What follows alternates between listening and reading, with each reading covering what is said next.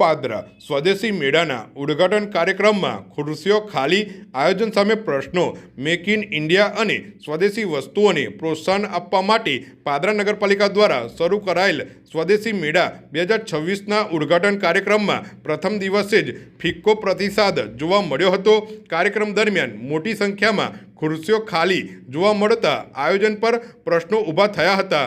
સ્થાનિકોમાં ચર્ચા છે કે નગરપાલિકા તંત્ર દ્વારા યોગ્ય પ્રચાર પ્રસાર ન કરવામાં આવતા લોકો સુધી કાર્યક્રમની પૂરતી જાણકારી પહોંચી ન હતી। પરિણામે ઉદ્ઘાટન કાર્યક્રમમાં લોકોની હાજરી ઓછી રહી હતી। પાદરા સરદાર પટેલ 4 રસ્તા નજીક નાના કુંભારવાડા વિસ્તારમાં શરૂ કરાયેલા 10 દિવસીય સ્વદેશી મેળામાં ગૃહ ઉપયોગી અને સુશોભન સામાન સહિત વિવિધ સ્ટોલ ઊભા કરવામાં આવ્યા છે, જેમાં સ્વદેશી હાથ બનાવટની તથા સ્થાનિક કારીગરો દ્વારા બનાવેલી ચીજવસ્તુઓ ઉપલબ્ધ છે।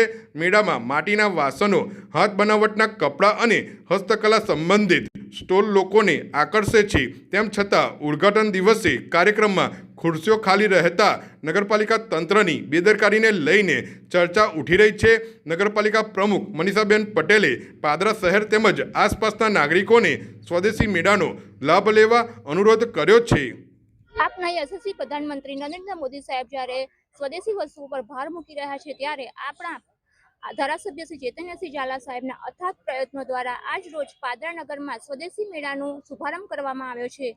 આ મેળામાં નાના લઘુ ઉદ્યોગકારોને પ્રોત્સાહન મળે અને વેપારીઓની સ્થિતિ મજબૂત થાય તેનો મુખ્ય ઉદ્દેશ છે। આ મેળામાં લઘુ ઉદ્યોગકારોની નાની મોટી ઘર વપરાશની વસ્તુઓ તેમજ હસ્તકળાની વસ્તુઓનું વેચાણ કરવામાં આવે છે।